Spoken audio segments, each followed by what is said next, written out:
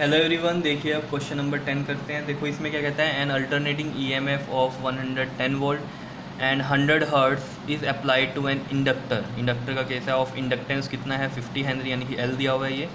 Find the RMS current निकालना है आपको, एवरेज वैल्यू ऑफ करंट निकालना है और इक्वेशन ऑफ करंट बताना है और angle between I and V बताना है। तो बिल्कुल सेम ही क्वेश्चन है जैसा क्वेश्चन नंबर 9 था, बस ये केस किसका है, इंडक्टर का है। ठीक है, तो देखो सॉल्यूशन में चलते हैं। हमें निकालना है फर्स्ट क्या इसमें, आई आर एम एस की वैल्यू कितनी बन जाएगी, E R M S upon में। अब इसमें आर क्या होगा, क्या होता है, resistance of inductor, inductive reactance होता है, तो उसको हम किससे लिखते हैं, एक्स एल से।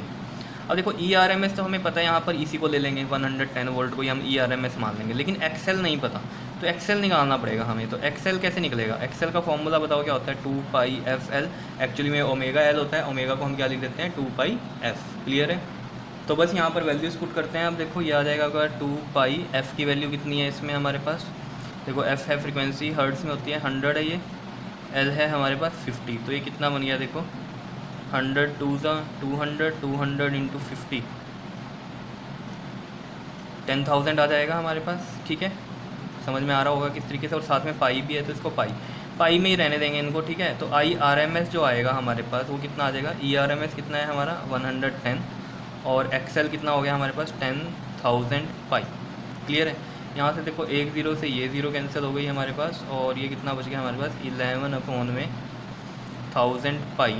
क्लियर, और ये आ गया हमारे पास एम्पियर में करंट। क्लियर, उसके बाद देखो सेकंड जो है हमारे पास पार्ट, वो क्या है, एवरेज वैल्यू ऑफ करंट बतानी है। आई एवरेज का फॉर्मूला आपको पता ही है सभी को, क्या होता है ये हमारे पास 2I0 बाय पाई।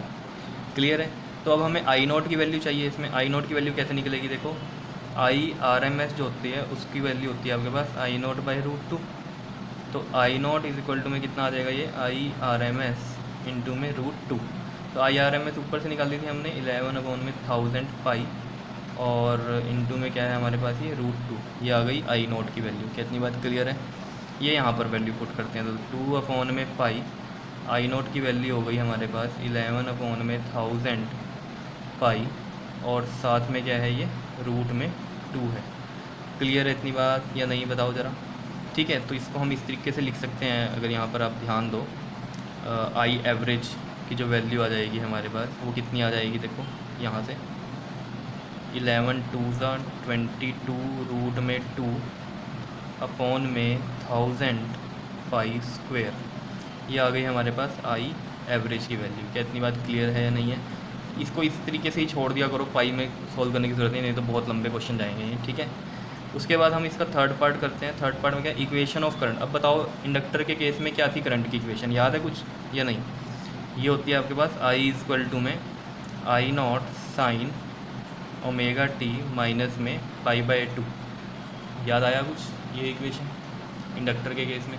यहाँ पर अगर आपको याद हो, करंट क्या करता है, लैग करता है। ठीक है, कितना डिग्री से, 90 डिग्री से, इसकी वजह से यहाँ पर ये माइनस का π/2 आता है। ठीक है, तो इसकी इक्वेशन में आई नोट की वैल्यू देख लेते हैं। अब क्या है हमारे पास, देखो आई नोट ये निकला था हमारे पास, तो इसको लिख देते हैं 11 √2 अपॉन में 1000 पाई, ये आ गया हमारे पास साइन, और ओमेगा की वैल्यू 2 पाई, और एफ़ होती है साथ में, एफ़ कितना है हमारे पास यहाँ 100 है, साथ में टी आ जाएगा और माइनस में π/2 आ जाएगा। ठीक है, तो ये बन जाएगी 11 √2 अपॉन में 1000 पाई साइन, और ये बन जाएगा आपके पास 200 पाई टी माइनस में π/2।